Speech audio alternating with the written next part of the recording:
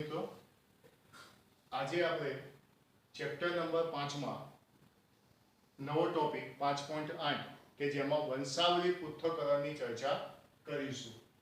તો આજે આપણે ભણવાના છે 5.8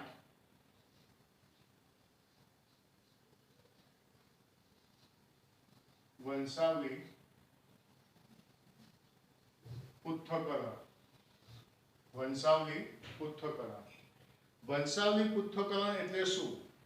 તો ધારો કે કોઈ એક કુટુંબ છે, કોઈ એક માનવ કુટુંબ છે, તેમાં કોઈ એક લક્ષણની લાંબા સમય સુધી નોંધ રાખવામાં આવે તો તે બાબતને વંશાવલી પૃથ્થકરણ કહેવામાં આવે છે. હું અહીં એવું લખું કે માનવ કુટુંબમાં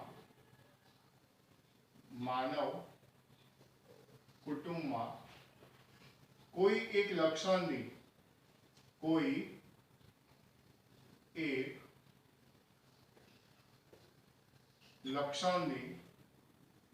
લાંબા સમય સુધી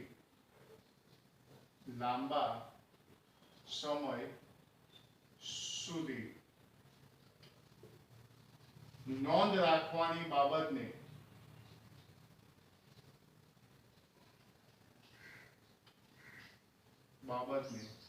વંશાવલી પૃથ્થકરણ કહેવામાં આવે છે. વંશાવલી પૃથ્થકરણ ફરીથી એકવાર ધ્યાન આપજો. વ્યાખ્યા કે માનવ કુટુંબમાં કોઈ એક લક્ષણની લાંબા સમય સુધી નોંધ રાખવામાં આવે તો તે બાબતને વંશાવલી પૃથ્થકરણ કહેવામાં આવે છે. આજે વંશાવલી પૃથ્થકરણ જે છે એમાં વપરાતા કેટલાક સંકેતો વિશે આપણે માહિતી મેળવીશું. એટલે હું અહીં લખીશ કે વંશાવલી પૃથ્થકરણમાં વપરાતા સંકેતો. વંશાવલી પૃથ્થકરણમાં વપરાતા સંકેતો. તો વંશાવલી પૃથ્થકરણમાં કયા કયા સંકેતો વપરાય તેની આપણે ચર્ચા કરીશું. તો સંકેતોની અંદર સૌથી પહેલા નંબરનો સંકેત કે જો આવો સંકેત તમને આપેલો છે તો આ સંકેત કહેવાય છે નર માટેનો સંકેત. કોના માટેનો કહેવાશે? નર માટેનો સંકેત. આ રીતનો સંકેત આપેલો છે તો તેને કહેવામાં આવે છે માદા એટલે કે સ્ત્રી માટેનો સંકેત. ફરીથી એકવાર, પહેલો જે સંકેત જે છે એ નર માટેનો છે, બીજો સંકેત જે છે એ માદા માટેનો છે. હવે આવશે ત્રીજા નંબરનો સંકેત કે આ રીતનો જો સંકેત હોય તો તે શું દર્શાવે છે? તો અહીં લિંગનો ઉલ્લેખ થતો નથી. પહેલો નર, બીજો માદા અને ત્રીજો લિંગનો ઉલ્લેખ થતો નથી. હવે ચોથા નંબરનો સંકેત કે જેની અંદર હું ત્રણ વસ્તુ લઉં છું.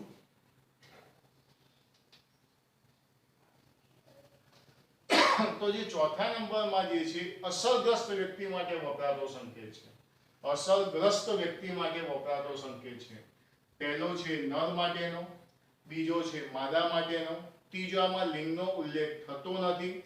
ચોથા નંબરનો જે સંકેત છે અસરગ્રસ્ત વ્યક્તિ માટેનો સંકેત છે તેવું કહી શકાય.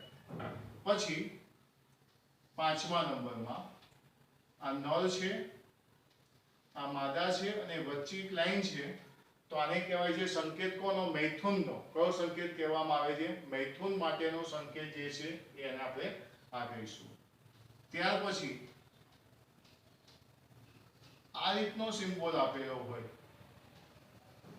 જો પાંચમા કરતા છઠ્ઠામાં થોડુંક જુદું છે. તો છઠ્ઠા નંબરનો જે છે સંબંધીઓ સાથેનો મૈથુન દર્શાવે છે.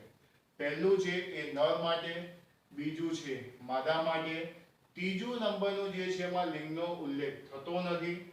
ચોથામાં આવશે અસરગ્રસ્ત વ્યક્તિ, પાંચમા નંબરમાં આવશે મૈથુન ક્રિયા, છઠ્ઠા નંબરમાં આવશે સંબંધીઓ સાથે મૈથુન. હવે સાતમા નંબરમાં તમે જોશો કે આ નર છે, આ માદા છે અને અહીંયા અહીંયા માદા લખી દઈએ અને અહીંયા નર લખી દઈએ. તો આ સિમ્બોલને શું કહેવાય? આ સિમ્બોલને કહેવાય પિતૃ ઉપર અને સંતતિ નીચે. પિતૃ ઉપર છે અને સંતતિ ક્યાં છે? નીચે છે. ત્યાર પછી 8મા નંબરના સિમ્બોલની જો આપણે વાત કરીએ તો 8મા નંબરના સિમ્બોલમાં તમે જોશો આ નર, આ માદા અને નીચે માની લો કે આ નર છે. તો પ્રભાવી કોણ થયું કહેવાય? નર પ્રભાવી થયું કહેવાય. એટલે કે નર શિશુ જે છે એ શું કેવો છે? પિતૃથી કેવો છે? પ્રભાવી છે. નર જે છે એ પિતૃથી કેવો છે? પ્રભાવી છે. ત્યાર પછી આપણે છેલ્લો સિમ્બોલ જોઈશું, વંશાવલી પૃથ્થકરણમાં વપરાતો છેલ્લો સિમ્બોલ કે જેની અંદર ધારો કે અંદર કેટલા લખ્યા છે? 5. તો 5માં એવું લખી શકું કે 5 પ્રભાવહીન સંતતિ છે. 5 શું છે? પ્રભાવહીન સંતતિ છે. તો વંશાવલી પૃથ્થકરણ કોને કહેવાય? માનવ કુટુંબમાં કોઈ એક લક્ષણની લાંબા સમય સુધી નોંધ રાખવાની બાબતને વંશાવલી પૃથ્થકરણ કહે છે. વંશાવલી પૃથ્થકરણમાં વપરાતા કેટલાક સિમ્બોલો કે બધા સિમ્બોલો વિશે મેં અહીંયા તમને માહિતી આપી છે. ફરીથી એકવાર જો ટોટલ કેટલા સિમ્બોલ છે? 9 સિમ્બોલ છે. 9 સિમ્બોલ પહેલા તમે એકવાર જોઈ લો. ફરીથી આપણે એની ચર્ચા કરીએ છીએ. સિમ્બોલની બધા એકવાર જોઈ લો.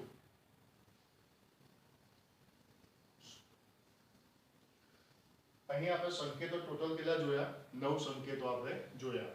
એ જે 9 સંકેતો જોયા એમાંનો પહેલો સંકેત જે તમારે નીટની પરીક્ષાની અંદર પણ કામમાં આવી શકે છે, ખૂબ જ ઉપયોગી છે, ધ્યાનમાં રાખવાનું.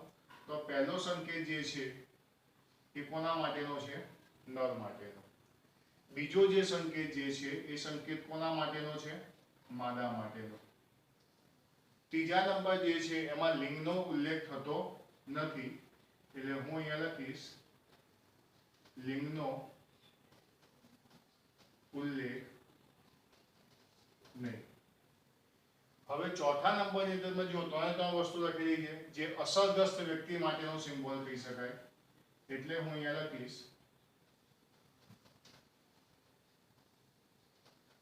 અસરગ્રસ્ત વ્યક્તિ.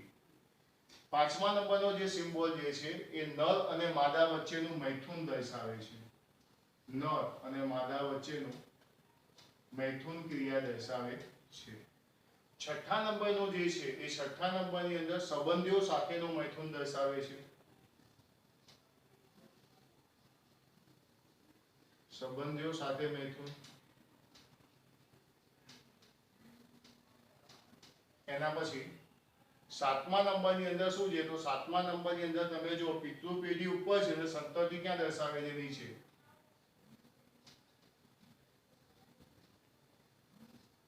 પિતૃ પેઢી ઉપર અને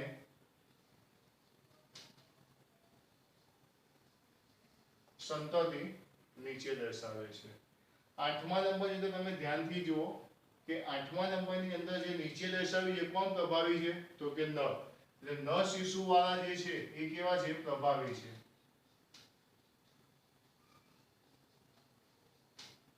તમે જો આ શું છે? નર શિશુ વાળા કે જે પિતૃમાં છે એમાં શું જોવા મળે છે? પ્રભાવી જોવા મળે છે. એટલે નર શિશુ વાળા આપણે ટૂંકમાં લખીશું શું છે? પ્રભાવી. જ્યારે છેલ્લા નંબરમાં 5 પ્રભાવહીન સંતતિ કહી શકાય એમાં આવે છે 5 પ્રભાવહીન સંતતિ. તો આ થઈ વંશાવલી પૃથ્થકરણમાં વપરાતા સંકેતો વિશેની માહિતી.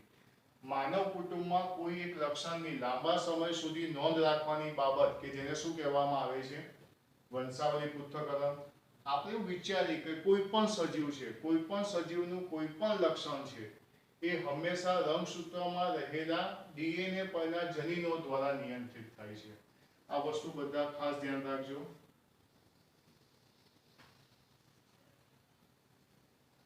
કોઈ પણ સજીવ એ કોઈ પણ સજીવનું શું છે? લક્ષણ. સમજો ખાસ. કોઈ પણ સજીવનું જે લક્ષણ જે છે એને કંટ્રોલમાં, એને નિયંત્રિત કોણ રાખે છે?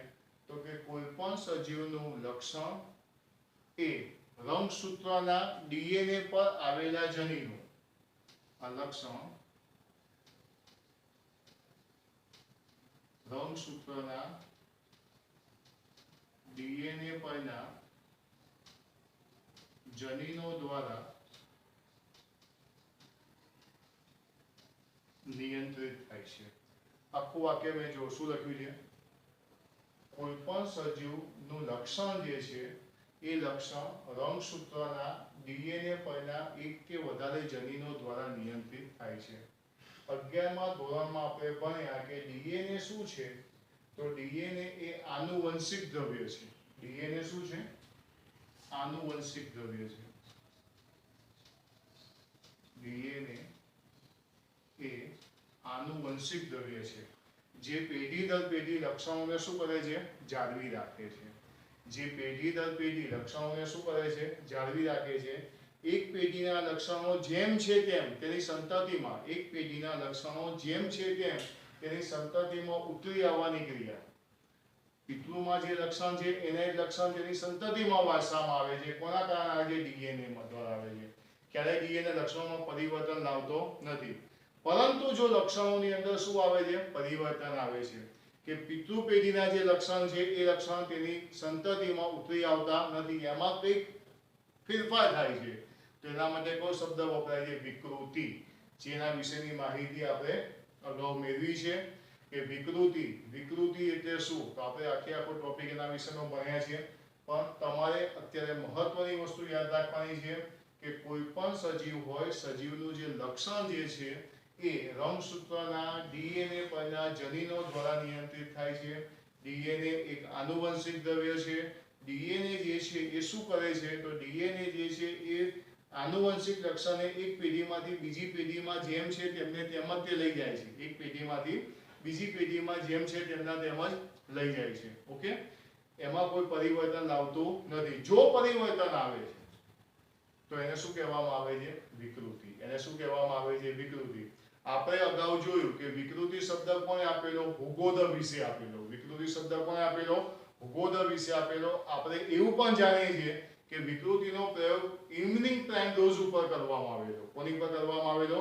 ઇવનિંગ પ્રાઇમરોઝ, જે આપણે અગાઉના વિડીયોની અંદર વિકૃતિ વિશેના અભ્યાસમાં આપણે ભણી ગયેલા છે. તો વંશાવલી પૃથ્થકરણ વિશેની માહિતી છે આપણી ચોપડીમાં, ટોપિક નંબર 5.8, જેમાં વંશાવલી પૃથ્થકરણ છે. વંશાવલી પૃથ્થકરણની અંદર જનરલી સવાલ જે પૂછાતો હોય છે 2 થી 3 માર્ક્સમાં એવું પૂછાય કે વંશાવલી પૃથ્થકરણ એટલે શું? તેમાં વપરાતા સંકેતો વિશે માહિતી આપો. તો આપણે માહિતી ફરીથી એકવાર અને છેલ્લી વાર જેનું રિવિઝન છે કે માનવ કુટુંબમાં કોઈ એક લક્ષણની, માનવ કુટુંબમાં કોઈ એક લક્ષણની લાંબા સમય સુધી નોંધ રાખવાની બાબતને, માનવ કુટુંબમાં કોઈ એક લક્ષણની લાંબા સમય સુધી નોંધ રાખવાની બાબતને વંશાવલી પૃથ્થકરણ કહે છે. વંશાવલી પૃથ્થકરણમાં વપરાતા સંકેતો, ટોટલ કેટલા સંકેતો છે? 9 સંકેતો છે. 9 સંકેતો જે છે એમસીક્યુ બેઝમાં પણ પૂછાતા હોય છે, એટલે એને બરોબર સાચવવાના. કયો સિમ્બોલ કોના માટેનો છે એ ખાસ ધ્યાન રાખવાનો. પહેલો સિમ્બોલ નર માટેનો છે, બીજો સિમ્બોલ માદા માટેનો છે, ત્રીજા સિમ્બોલમાં લિંગનો ઉલ્લેખ થતો નથી, ચોથા નંબરનો સિમ્બોલ જે અસરગ્રસ્ત વ્યક્તિ માટેનો છે, પાંચમા નંબરનો સિમ્બોલ મૈથુન ક્રિયા દર્શાવે છે, છઠ્ઠા નંબરનો સિમ્બોલ સંબંધીઓ સાથેનું મૈથુન દર્શાવે છે, સાતમા નંબરના સિમ્બોલની અંદર પિતૃ ઉપર છે અને સંતતિ ક્યાં છે? નીચે છે. આઠમા નંબરના સિમ્બોલ ન શિશુ વાળા પ્રભાવી છે. નીચે જોવાનું કે ન શિશુ હોય તો ન શિશુ વાળા પ્રભાવી કહેવાય, માદા હોય તો માદા શિશુ વાળા પ્રભાવી કહેવાય. 9મા નંબરના સિમ્બોલમાં જો શું લખ્યું છે? 5. તો મેં લખ્યું છે 5 પ્રભાવહીન સંતતિ. તો અહીં તમે વંશાવલી પૃથ્થકરણની અંદર વપરાતા સંકેતો જે છે, સંકેતો ટોટલ કેટલા છે? 9 છે. અને 9 સંકેતો અને તેની સામેના નામ જે આપણે અહીં લખ્યા છે એ બધા એકવાર એને એકવાર જોઈ લો. વંશાવલી પૃથ્થકરણમાં વપરાતા સંકેતો વિશે તો આપણે જોયું. હવે બે વસ્તુ પર ખાસ બધા ધ્યાન આપજો કે કોઈ પણ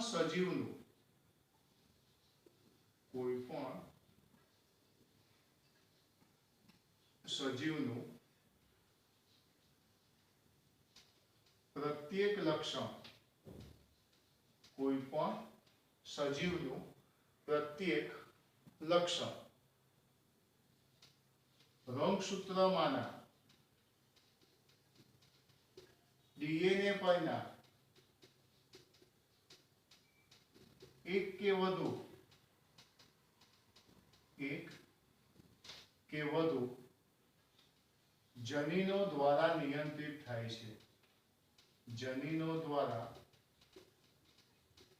નિયંત્રિત થાય છે. કોઈ પણ સજીવનું પ્રત્યેક લક્ષણ, આપણું કોઈ પણ લક્ષણ કોના દ્વારા નિયંત્રિત થાય? તો ઓલવેઝ જનીનો દ્વારા. જનીનો ક્યાં છે? ડીએનએ પર. અને ડીએનએ ક્યાં છે? રંગસૂત્રમાં આવેલા છે. કોઈ પણ સજીવનું પ્રત્યેક લક્ષણ રંગસૂત્રમાંના ડીએનએ પરના એક કે વધુ જનીનો દ્વારા નિયંત્રિત થાય છે. હું તમને અહીં એવું કહું કે જે ડીએનએ જે છે, ડીએનએ એ આનુવંશિક દ્રવ્ય છે. ડીએનએ આનુવંશિક દ્રવ્ય છે. આ જે ડીએનએ જે છે એ એક પેઢીમાંથી પિતૃના લક્ષણો બીજી પેઢીમાં સંતતિમાં જેમ છે તેમ લઈ જાય છે. ધ્યાન રાખજો, ડીએનએ શું કરે છે? ડીએનએ, હું તમને અહીં એવું લખું છું કે ડીએનએ જે છે એ પિતૃ પેઢીના જે લક્ષણો જે છે, પિતૃ પેઢીના જે લક્ષણો છે એના એ લક્ષણોને સંતતિમાં લઈ જાય છે. જેમ છે તેમ લઈ જાય છે. જેમ છે તેમ મતલબ કોઈ પણ જાતના ફેરફાર કરતો નથી. ડીએનએ પિતૃ પેઢીના લક્ષણો સંતતિમાં જેમ છે તેમના તેમ લઈ જાય છે, પરિવર્તન થયા વગર. પરિવર્તન થયા વગર મતલબ કોઈ પણ જાતના ફેરફાર થયા વગર, કોઈ પણ જાતના ફેરફાર થયા વગર ત્યાં લઈ જાય છે. એ કામ કોણ કરશે? ડીએનએ. સપોઝ માની લો કે જ્યારે ડીએનએ પિતૃ પેઢીના લક્ષણોને સંતતિમાં લઈ જાય છે અને પરિવર્તન થાય તો, માની લો પરિવર્તન થાય તો તેને કહેવામાં આવે છે વિકૃતિ. તેને શું કહેવામાં આવે છે? વિકૃતિ. ફરીથી એકવાર જોજો, તેને શું કહેવામાં આવે છે? વિકૃતિ. ડીએનએ પિતૃ પેઢીના લક્ષણો જેમ છે તેમ સંતતિમાં લઈ જાય છે, કોઈ પણ જાતના પરિવર્તન કર્યા વગર. પણ સપોઝ પરિવર્તન થઈ જાય તો તેને આપણે શું કહીશું? વિકૃતિ. વિકૃતિ વિશે મેં તમને હમણાં કીધું કે વિકૃતિ વિશેની માહિતી આપણે અગાઉ જોઈ કે વિકૃતિ શબ્દ કોણે આપેલો? હુગો દ વિસે. વિકૃતિ શબ્દ કોણે આપેલો? હુગો દ વિસે આપેલો. ઇવનિંગ પ્રાઇમ ડોઝ ઉપર શું કરેલો? એને પ્રયોગ કરેલો. એ બધું આપણે જાણીએ છીએ કે સજીવના લક્ષણની અંદર એકાએક મોટો ફેરફાર આવે તો તેને શું કહેવાય? વિકૃતિ. તો સજીવના લક્ષણોની અંદર એકાએક મોટો ફેરફાર કેમ આવ્યો? કારણ કે ડીએનએ પિતૃપેઢી લક્ષણો સંતતિમાં વારસામાં લાવ્યો નથી. તો આપણે અહીં આ વિડિયોની અંદર વંશાવલી પૃથ્થકરણ વિશે ભણ્યા. વંશાવલી પૃથ્થકરણ એટલે સજીવનું કોઈ એક લક્ષણ લાંબા સમય સુધી એની નોંધ રાખીશું આપણે, તે બાબત વંશાવલી પૃથ્થકરણ. પછી આપણે કેટલાક સિમ્બોલો જોયા. સિમ્બોલો ટોટલ 9 હતા. ક્યાંક નરનો સિમ્બોલ હતો, ક્યાંક માદાનો સિમ્બોલ હતો, ક્યાંક મૈથુન ક્રિયાનો સિમ્બોલ હતો. બધા અલગ અલગ સિમ્બોલો જોયા. અને પછી આપણે કેટલાક મહત્વના મુદ્દા જે છે એ પણ આપણે જોયા કે કોઈ પણ સજીવનું પ્રત્યેક લક્ષણ રંગસૂત્રમાંના ડીએનએ પરના એક કે વધુ જનીનો દ્વારા નિયંત્રિત થાય છે. ડીએનએ એ આનુવંશિક દ્રવ્ય છે. પિતૃ પેઢીના લક્ષણો ડીએનએ સંતતિમાં જેમ છે તેમ કોઈ પણ જાતના પરિવર્તન થયા વગર લાવે છે. સપોઝ કોઈ પરિવર્તન થાય છે, સપોઝ કોઈ પરિવર્તન થાય છે તો તેને શું કહેવાય છે? વિકૃતિ કહેવાય છે. વિકૃતિ શબ્દ હુગો દ વિસે આપેલો. ઇવનિંગ પ્રાઇમ ડોઝ ઉપર શું કરેલો? પ્રયોગ કરેલો. તો આ માહિતી થઈ વંશાવલી પૃથ્થકરણ. વંશાવલી પૃથ્થકરણમાં વપરાતા સંકેતો વિશેની અને કેટલીક ડીએનએ વિશેની અગત્યની માહિતી. તો બધાય ટેક્સ્ટ બુકમાંથી 5.8 નો વંશાવલી પૃથ્થકરણ વાળો જે ટોપિક જે છે એકવાર અવશ્ય વાંચો અને તેનું બરોબર મોઢે કરો, લખો અને એની નોટ બનાવી. ઓકે.